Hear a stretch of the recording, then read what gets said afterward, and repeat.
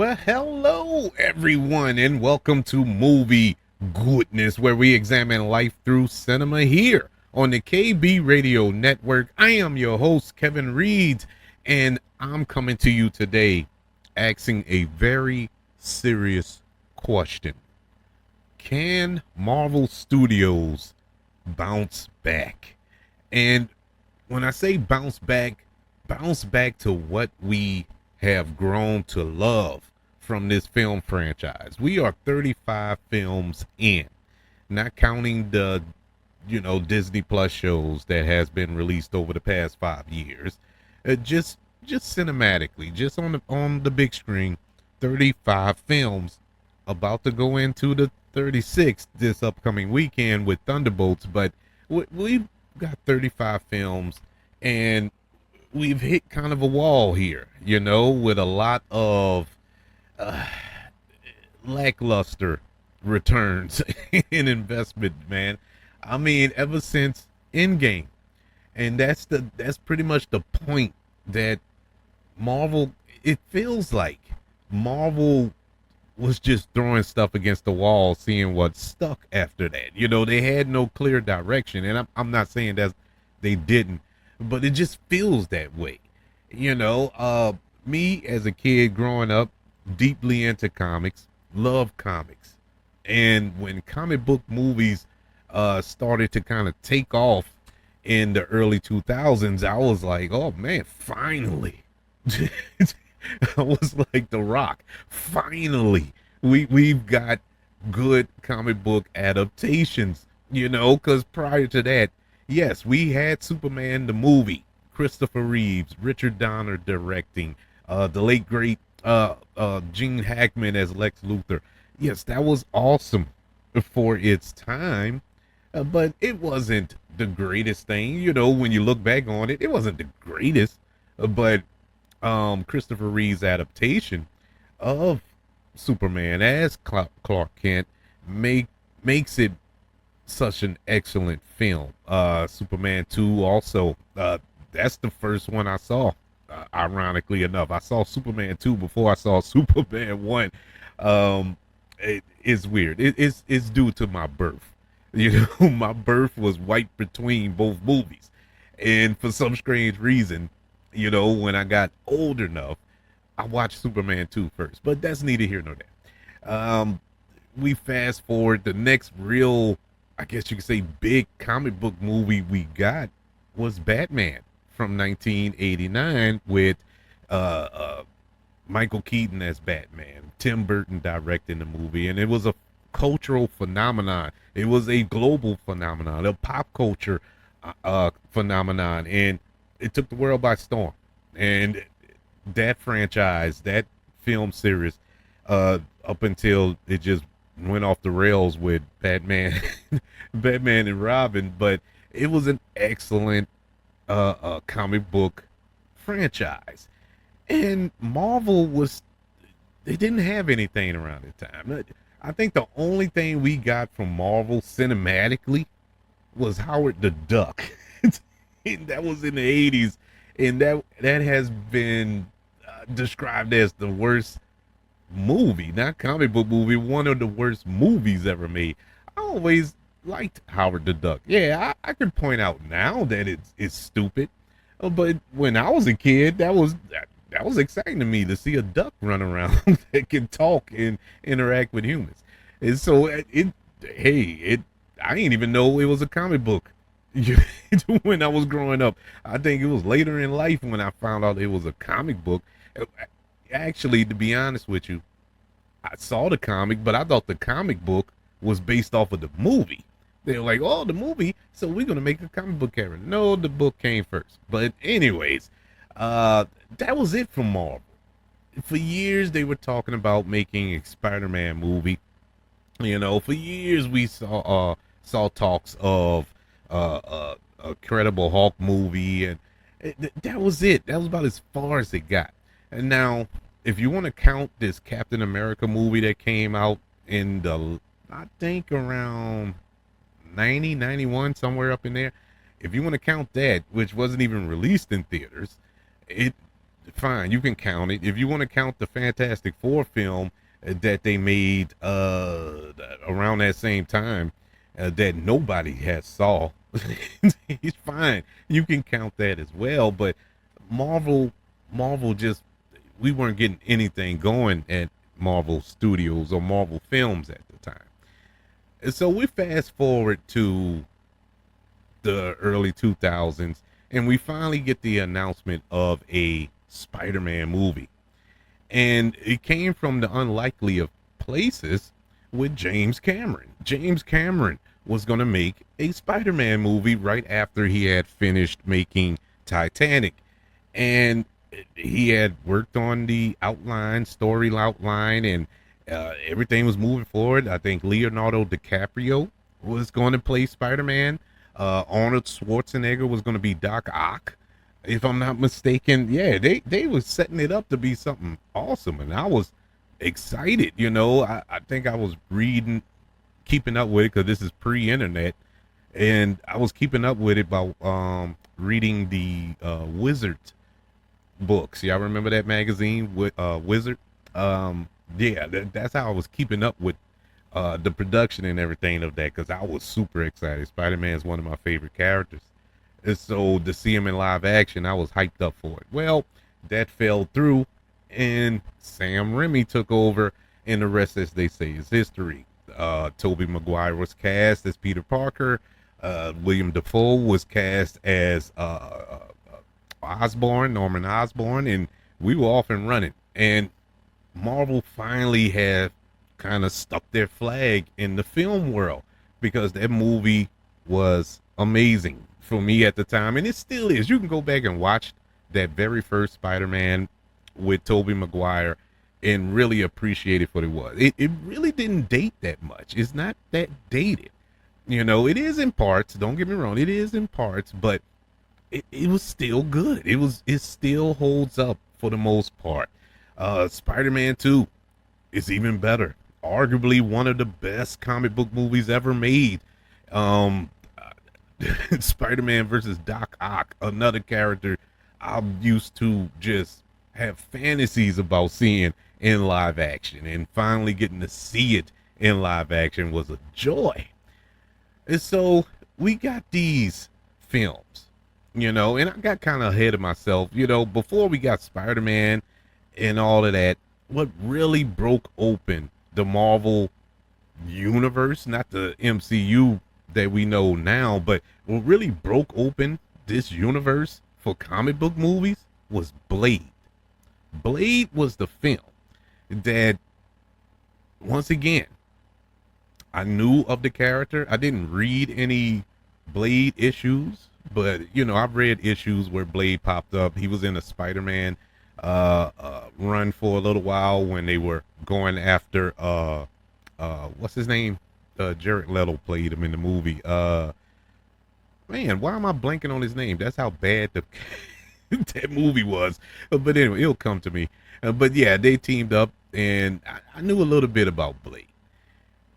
But I was a big fan of Wesley Snipes. So when that movie came out and, just took the world by storm, I was like, oh man, this is awesome. Then you get Blade 2, and unfortunately we got Blade Trinity, but those first two Blade movies were just bangers. I was like, man, I think we're on the right track. And X-Men came along not too long after that. The first X-Men film from Bryan Singer in the year 2000. And, anybody who knows me, X-Men was my jam. I love X-Men to this day. Love X-Men because I love the storytelling in X-Men, because there's so much more. It isn't just these costume mutants running around fighting against oppression and whatnot. It's so much more to it, and it's such an exciting story that has been told for, I don't know, 60, 70 years or whatever. But it is an exciting story. Really love it. Can't wait to see it play out in the MCU, hopefully soon.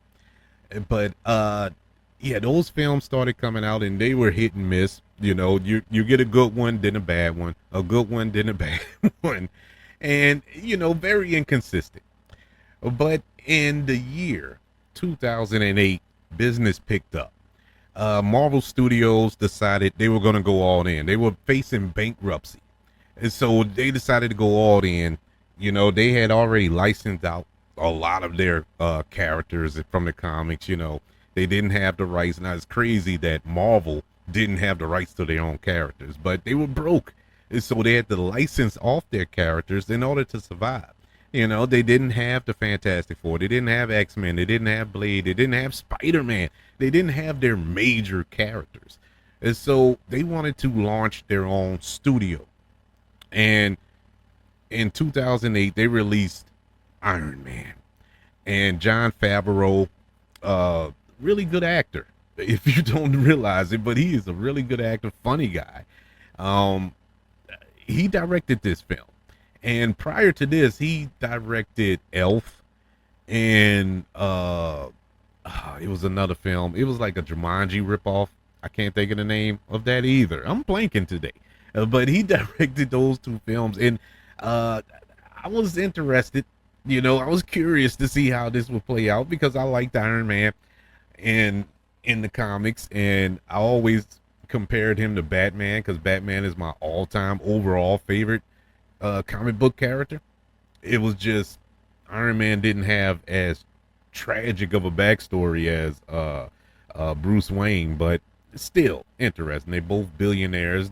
Neither of them have superpowers, but they found a way to exist in this superpower worlds that they both live in. And I always often compared the two. That's why I kind of followed Iron Man a little bit more in Marvel comics. But they took a big risk in making this film, and then they made the biggest risk of all by casting Robert Downey Jr. as Tony Stark. And this is the Robert Downey Jr. who is just a couple of years removed from being in prison, from getting in trouble with the law, with the drugs and the drinking and back and forth in court and in jail and all this other stuff. But nobody has ever, no matter what he was going through in his personal life, nobody ever questioned his acting. The dude is a phenomenal actor. I think the film that really brought him back to prominence was Kiss Kiss Bang Bang. And that movie was so good. And he was so good in it, along with Val Kilmer, R.I.P. That was just a phenomenal movie. Small little movie, but I think that was what helped catapult him back to the status where people were like, okay, Robert's back.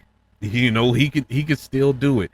And it helped him land the role. Now, it wasn't easy. There was pushback, but eventually they were won over. And here we are, 35 films of going on to 36 films later, and it wouldn't be here if it wasn't for Robert Downey Jr. And we're going to touch in on a little later. He's still a part of the MCU. But spoiler alert, not as Tony Stark. But that's neither here nor there. That movie did phenomenal in the box office. It set up a whole universe and set up I get not the invention, because they always have post-credit scenes in movies, but not in every single movie. But it really planted its flag in the post-credit scene, setting up something bigger down the line or for the next film down the line. And when Samuel L. Jackson popped up with the eye patch at the very end of that film in the post-credit scene as Nick Fury, because at that point in the comics, they had changed Nick Fury from being a white man to being a black man. And not just any black man, but they modeled him, the character of Nick Fury in the comics, they modeled him as Samuel L. Jackson. So when it came time to play him on the big screen, well, let's give Samuel L. Jackson a call. And he answered, thank God. And the rest, as they say, is history. We were off and running with The Incredible Hulk, which came out a few months after that. Iron Man 2 a couple of years after that. Thor, Captain America, and then we got the Avengers. the culmination of all of these characters. A film that I thought was virtually impossible, impossible to achieve on the big screen because you're asking multiple actors, multiple characters to share the screen with one another. And they did it, man. They pulled it off. And that movie went on to make $1 billion, and it wrapped up phase one. And I never understood the phase, or at least I didn't understand the phase thing early on. I'm like, what does phase mean? But it was just sections of this cinematic universe because we're going full steam ahead with a larger plot. All right, cool. But then at the end of the Avengers, we in this post-credit scene, we saw Thanos, and everybody lost their collective mind. And it was like, oh my God, we're actually moving on to some big things, you know, if you read the comics. And so we move on to phase two. We get Iron Man 3. We get Thor, the Dark World, which a lot of people not so much liked. You know, it wasn't their favorite at that point. That was the one swing and miss from Marvel, even though it was financially successful. But a lot of the fans still don't like it to this day. I didn't mind it, but it definitely wasn't the best. It was the worst up to this point in the MCU. Then you get Captain America: The Winter Soldier, which a lot of people still now consider the best MCU film, probably the best comic book movie. I've heard that argument, and I'm not even gonna fight it. I don't agree with it, but I'm not gonna fight you with it because it is an excellent movie. Guardians of the Galaxy, which just expand this universe literally, by going into the galaxy, by going into this world, and with characters that nobody knew. Nobody knew who Star-Lord was. Nobody knew who Drax the Destroyer was. Nobody knew about Groot and Rocket Raccoon, the talking raccoon and a talking tree.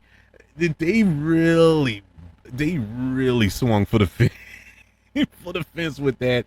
And lo and behold, it worked. It worked. That movie was amazing. After that, we get another Avengers film, Avengers: Age of Ultron, which a little skittish, a little skittish. I had a lot of hopes for that because Ultron is a very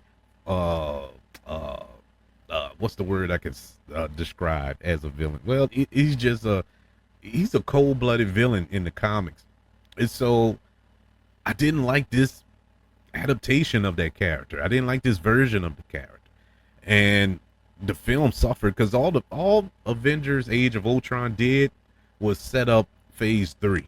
That's all it was there for. It was not his separate movie. It was just a commercial for phase 3. And so that I didn't too much care for it. After that, you get Ant-Man, and that wrapped up phase 2, right? So we get to phase 3. And phase 3 is when they really went all in. Now we're steamrolling towards the bigger kind of culmination here. We start phase 3 with Captain America: Civil War, which, you know, you can also retitle as Avengers 2.5. You had Doctor Strange, Guardians of the Galaxy Volume 2, Spider-Man Homecoming, which the rights are still with Sony, but they shared it due to some deal which worked out for both parties, I believe. Spider-Man Homecoming was awesome. You had Thor Ragnarok, which also was awesome. I'm telling you, phase 3 was just banging, man. phase 3 was banging. After Ragnarok, you got Black Panther. Black freaking Panther, and nobody saw that coming. Nobody thought that movie was going to be that good. The first Marvel film out of all the films I just named to be nominated for Best Picture at the Academy Awards. Didn't win, but it was nominated, and that within his own right is an amazing task. It did win an Academy Award for best score, best costume design, I believe, or set design, probably both. But it did rack up some awards. So uh, kudos to them. We go from that to Avengers Infinity War. And reading the comics, I knew what Infinity War was. I knew what the Infinity Saga is. And I know what happens at the end of Infinity War, but honestly, it never really dawned on me until I was watching the movie that wait, I think they're gonna do this. They're actually gonna do this. And when Thanos got all of the stones and made the snap, I just I turned to my wife. I can't believe they did it. I, I can't believe they did it. I was so shocked that the villain won, that Thanos won, the Avengers lost. And spoiler alert, I like Infinity War more than Endgame. Believe it or not, that is I enjoyed that more because of the stakes involved and what happened at the end. It was so much of an emotional impact. Don't get me wrong, there was a big emotional swing in Endgame, but this one just hit different. Um, a couple of months after that, you get Ant-Man and the Wasp, which wasn't all that good. I mean, it was all right, but coming off of Infinity War, it it was just bad placement in my in my humble opinion. Not America, but Captain Marvel came next, which was fine. It was fine. It didn't move the needle either way, but good on them. And then we get Endgame. Then we get Avengers Endgame, and it was named Endgame for a reason because that was the end. That was the end of the Infinity Saga. That was the end. Well, technically, they count the film after this, Spider-Man: Far From Home, the end of the Infinity Saga, but it ended with Endgame with me. That was it. I mean, we wrapped up our original Avengers. Tony died. Cap went to live a happy life with Peggy. Thor went on his a self-discovery journey, and Black Widow died, and so on and so forth. I mean, everybody pretty much moved on, and that was that. They went to war with the galaxy's probably biggest bad there is, and they defeated them. They had to go back in time and do a time heist to do it, but they did it. And so it was cool. It was an actual a great end to this saga. And so you get Far From Home, which was good. All of the Spider-Man movies were good. And so this is where it started to kind of turn for me. This is where it really started to go like, where do we go from here? How can you exceed what you accomplished in those first three phases, in that entire saga? Because everything was just brilliantly done. Nothing was rushed. They took their time. All the characters were developed. You had a villain that was sprinkled throughout this little 10-year journey that they went on in this saga. And so everything had a proper payoff, a proper build, and a proper payoff. And so we move into the multiverse saga. And when they announced that, I was very skeptical because I'm not a big multiverse person. I didn't care for it in the comics, and I really didn't care for it here in the films, and the audiences didn't either. Now, granted, a lot of factors kind of hampered this saga, kind of hampered the films that were being released here on after.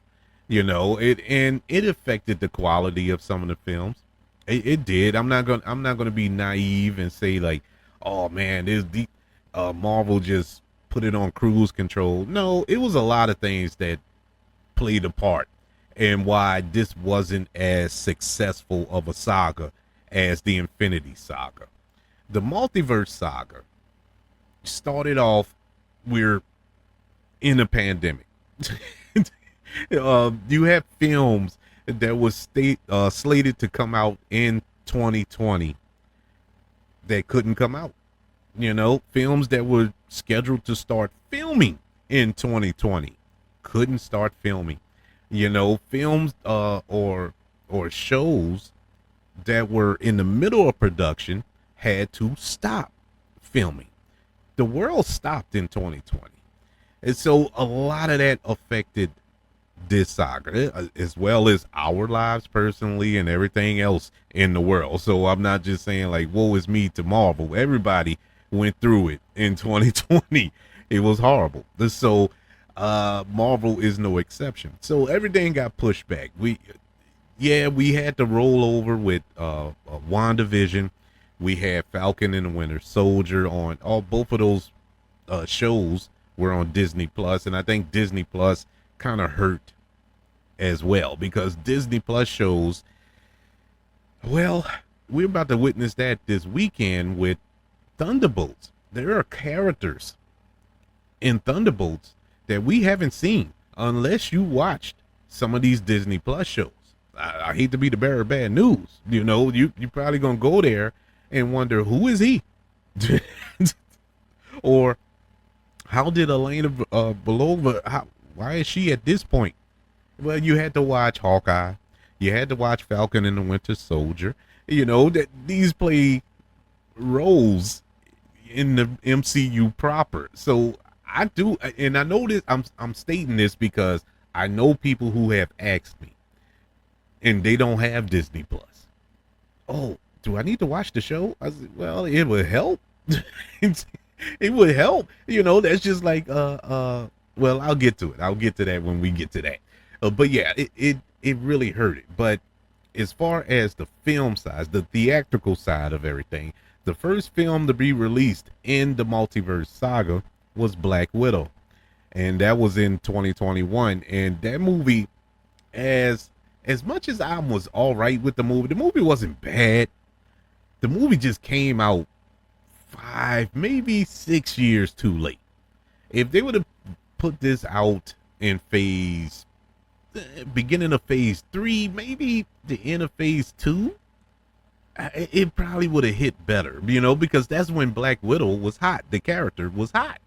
Now you give her a solo movie after we just witnessed her die 2 years earlier in Avengers Endgame. It doesn't help. It didn't help the cause at all because that she's going to survive at the end of this movie. There's no stakes there. At least that's how I was looking at it, and I couldn't really get into it. There was no sense of urgency or danger for her character because I know she's going to survive this movie. So it didn't help the cause. I think that was just bad scheduling. They should have made that movie years ago, so it could have fit properly in the MCU timeline. And now the next film that was released by Marvel Studios was Shang-Chi and the Legend of the Ten Rings, which is probably one of the best films to come out of this phase of this saga. It was amazing, and why they haven't made another Shang-Chi is beyond my mind. It's beyond my way of thinking. It is so good. So good. Yeah, it gets a little CGI messy at the end, but that film as a whole was amazing. I had such a good time with Shang-Chi. Not so much with the Eternals. Now, when I first saw the Eternals, I was like, okay, it's fine. It's fine. And I gave it a rare review. I remember when it came out. But when I think back now, I'm like, well, I was just craved for superhero movies at that time. You realize in 2021, due to the pandemic and everything, Marvel put out 4 movies in 2021. And so I was just all in on these comic book movies because for about a year and a half, we didn't get any. We didn't get nothing from Marvel. And so, yeah, I was just happy to see it. Now I look back, I was like, man, that movie was not that good. It wasn't. It wasn't really all that good. It was boring. The movie was boring, and everybody knows it. Marvel knows it. That's why you haven't heard a whisper of the Eternals. You haven't heard anything involving the Eternals in the MCU since that movie has come out. Just till recently with Captain America Brave New World that we finally see Tima, the Celestial, sticking out of the ocean. We finally got that reference after what, 4 years? In about 7, 8 movies later, you finally get a reference to it. But neither here nor there. Then you get Spider-Man No Way Home. Oh my God. Man, look, the fact that that movie exists is the reason I wake up every morning smiling. The fact that I was able to, God gave me the health and strength to get up, go to the theater, and watch it for the first time when it came out that weekend with a crowd, with the cheering, with, the first theatrical experience I've had since the pandemic. And that was the first time. That was in a long time that I felt like I was at the movies. And it was worth the wait. It was worth every second. I love that movie. Still to this day, I watch it at least once a year. It is so good. After that, you get Doctor Strange and the Multiverse of Madness, which was kind of a letdown because you're promised this multiverse of madness, and all we got was madness. There was no multiverse. It was nothing there. It was no dare. It was just, yeah.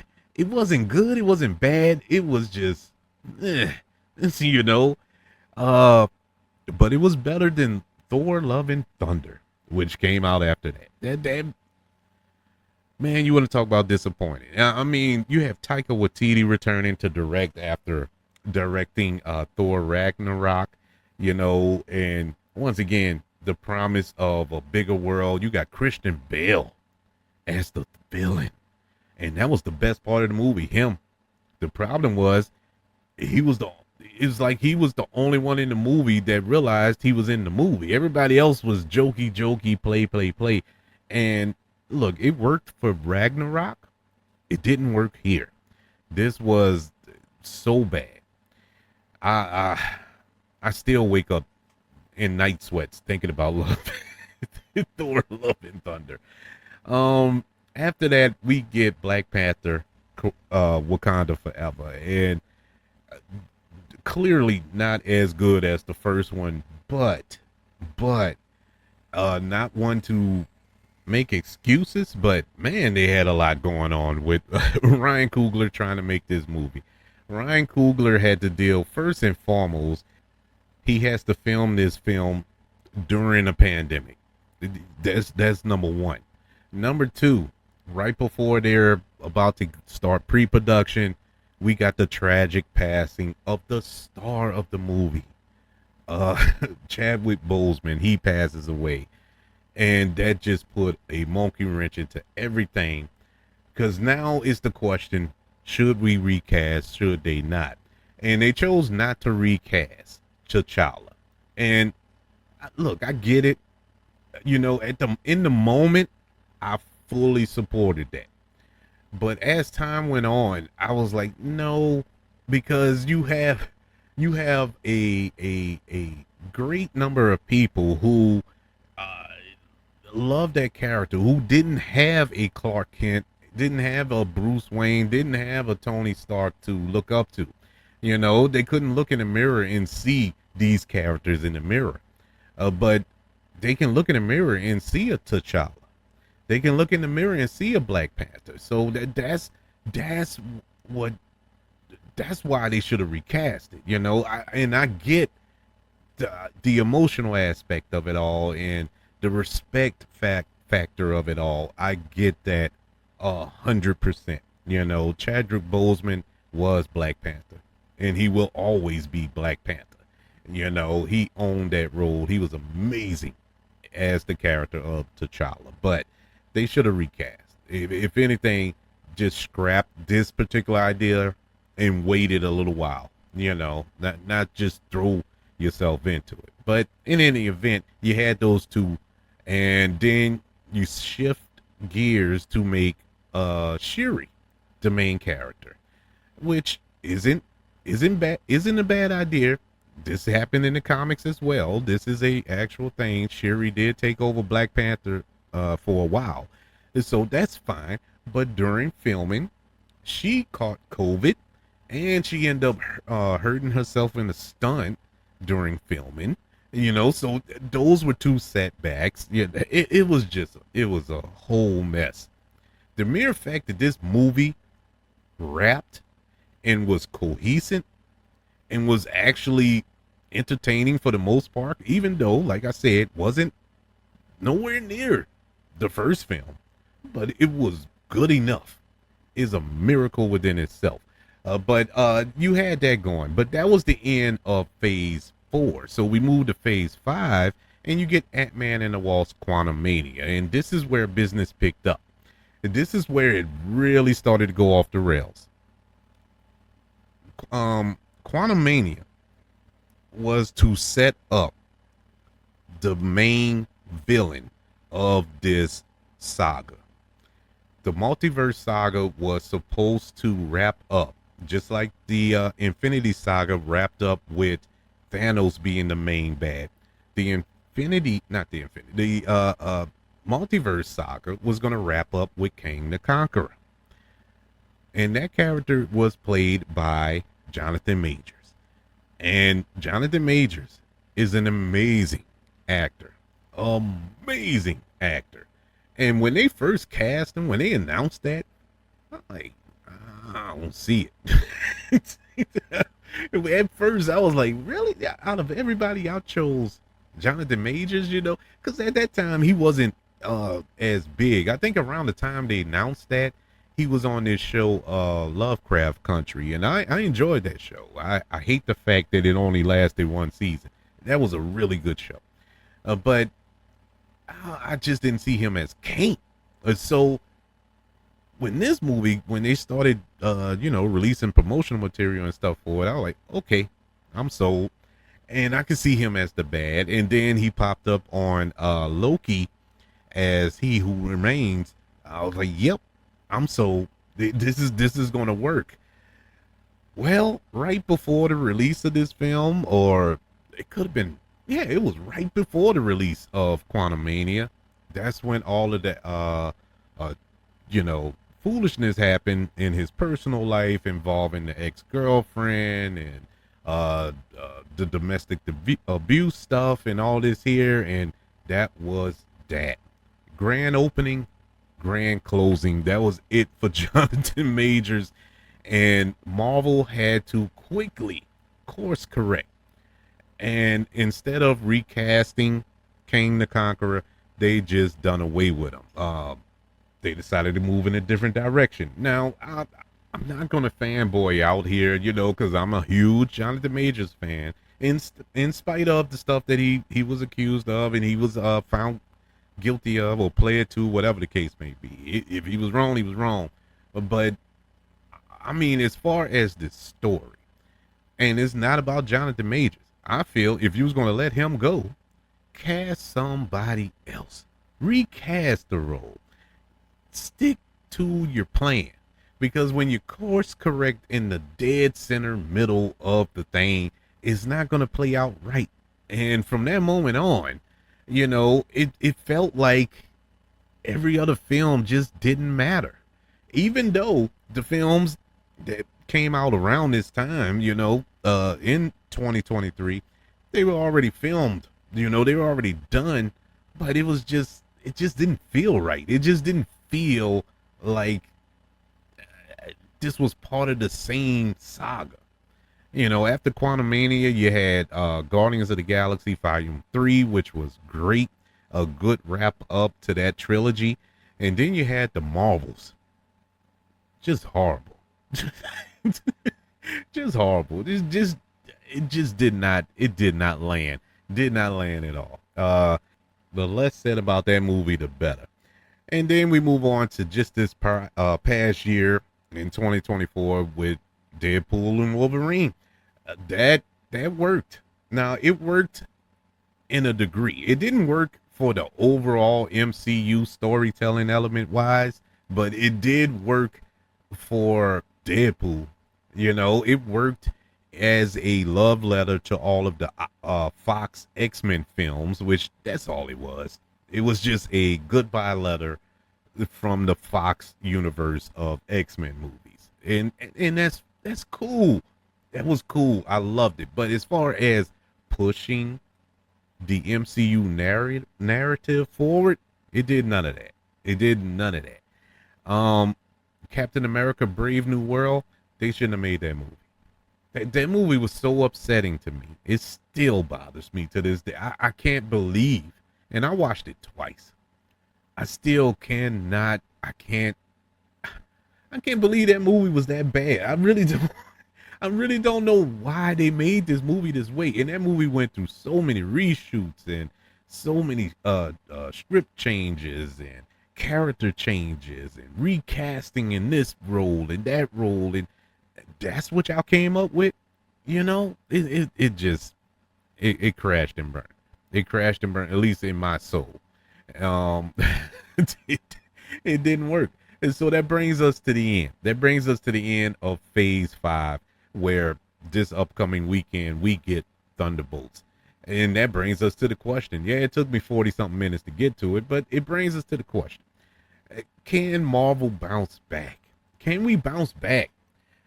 Will Thunderbolts bring us back to what we've grown and loved from the first saga, from the first 3 phases of this franchise?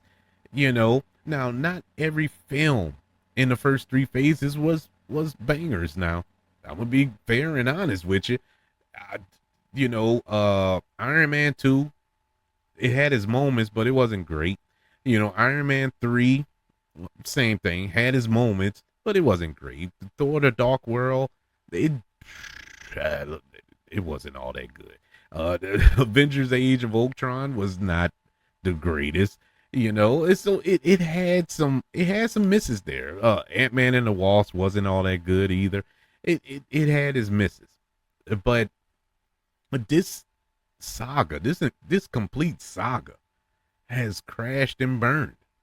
Now, I've seen a lot of articles, or read a lot of articles where the finger pointing is directed towards Jonathan Majors derailing it and all this here. Let's not fool ourselves here. It was bad before all that Jonathan Majors mess came into play. It was already, the ship was already taking on water, with Eternals and the Black Widow thing, with Multiverse of Madness, the Thor: Love and Thunder. It was sinking. It was sinking. And so I'm not going to pin it on the Jonathan Majors thing. The Jonathan Majors thing just put an extra hole in the bow of the ship. It just took on more water. And from that point on, it was just best to abandon ship instead of trying to get it to port. But now I think this is an opportunity. I think this is a chance that we can get back on track. Thunderbolts looks fun. I haven't seen it yet. I'm going to see it tomorrow. It looks fun. And it just feels, from the trailers, from the clips they released, it feels like an old school Marvel film. And I say old school like it was 50 years ago, but the first 3 phases. And so I'm encouraged by it. And then later this year, a couple of months from now, actually in July, we get the Fantastic Four First Steps, which is the first Marvel Fantastic Four film from the MCU proper. And you have Pedro Pascal, Vanessa Kirby, and Jonathan Quinn. You have some good additions here. Max Shackman directing. Galactus is in this thing. Silver Surfer is in this thing. It looks amazing, and it looks exciting. So I'm encouraged. And then next year we get Doomsday, Avengers Doomsday, and this is where Robert Downey Jr. returns. as Victor Von Doom. No, not Tony Stark, Victor Von Doom. And for that reason, I'm not excited for that, as a lot of MCU fans are, but I am deeply intrigued. I am so curious to see how they're going to explain this and pull this off. Now, can Robert Downey Jr. pull off Doctor Doom? Of course he can. But the problem I have, we've grown and loved him for nearly 20 years as Tony Stark. We saw him have the greatest arc in film franchise history as this warmonger, who sells weapons to whoever, to sacrificing himself for the sake of the universe. The greatest arc ever. And now you're gonna bring him back as the villain. It's weird, and there's no proper introduction here. I guess technically this is his movie, but we don't have enough time to kind of soak him in like we did with Thanos, in the first saga. So that's the only thing that kind of gives me pause on it. That's why I'm not excited floating over the moon about it. But I am super interested. Then we get the return of Spider-Man after Doomsday. Spider-Man Brand New Day. Tom Holland is returning. Dustin Daniel Cretton is directing this film. He's the director of Shang-Chi and the Ten Rings. So I already told you how much I enjoyed that film. So what he going to bring to Spider-Man? Is he going to bring that same energy? I hope so, because that was a fun energy he brought to that film. Let's see where that ends. And then we wrap up this entire saga with Avengers Secret Wars in 2027. Now, that film, if done like the comics, is going to be the biggest movie of all time. I'm talking production wise. It's going to be huge if it's done like it's done in the comics. And so, yes, they have a way, and it will rival Endgame if they do it right. But it has to work from here on. If Thunderbolts, Fantastic Four fail, crash and burn, it doesn't even, the rest of this don't even matter. Doomsday don't even matter. Secret Wars don't even matter. That's how important these films are, and I don't think they should be taken lightly. Only if you're a fan of this franchise. If you don't care, if you're just a casual viewer of these films, you probably could care less. But if you follow each and every film tooth to nail, if you watch every Disney Plus show religiously, follow this like you would follow a comic series. If a new issue drops on a Tuesday, you're there. If you follow it like that, yeah, this is important. This is very important. But I'm encouraged. I actually feel good moving forward because, like I said, the next two films looks good. Looks good. I'm not expecting Thunderbolts to be Captain America Civil War. I don't expect it to be that high. I expect it to be, if it's as good as Guardians of the Galaxy Volume 2, which is not as good as the first one, definitely not as good as the third one, but it's good enough. It was entertaining. I actually liked it, but I didn't love it like I loved the first one and loved the second one. If it's as good, if it's on that level of Volume 2 of Guardians of the Galaxy, we're good. We're in good shape. So that's my hope and prayer. And now after Secret Wars, nothing is really quote unquote announced. They have a planned Armor Wars movie with Don Cheadle returning as War Machine. You have Black Panther 3. Now that has been announced. Ryan Coogler is returning to write and direct that film, and there will be a T'Challa in that movie. So that ought to be interesting to see how that go. Blade, my God. Blade has been announced, but there is no date. There's no movement on production. They have been. I have nothing to say about Blade. But anyways, you have the X-Men. The X-Men is coming soon. No dates on that. No real casting on that. But I think a lot will be determined after Secret Wars. After Secret Wars, we're gonna spawn off into the mutant saga, and I think a lot of it will focus on the X-Men and mutants going forward in this next saga. They really should have did that instead of the multiverse saga. Maybe save the multiverse saga till later, but that's fine. You know, can't pour the milk back in the in the carton now. But yeah, that's why I think Black Panther 3 is coming out around this time, because we're going to get the introduction of Storm, I believe, in that film. You know, Blade isn't a mutant, but that'll be a nice way to introduce some new mutant characters and whatnot. So there's a lot to play with here. Can't wait to see what happens, but I am excited for Thunderbolts and what it can offer. It just feels like a grounded superhero film that we haven't gotten in a while. We've been in the multiverse, you know. We've been in galaxies. We have superhuman people. All of these characters in this film are grounded, you know. They're more relatable, and I think that will help this film succeed. But yes, my answer to the question is yes. I have faith, I have confidence that the MCU will indeed rebound and get back to prominence. I would like to know, what do you think going forward? Are you excited for Thunderbolts and the Fantastic Four and the 2 new Avengers films that are coming down the pike soon? I would love to know your thoughts. Email the show, kbradiopodcast@gmail.com. You can also search for the show on all social media platforms. Just search for the KB Radio Network. Subscribe to the KB Radio Network channel on YouTube. Like this video if you don't mind.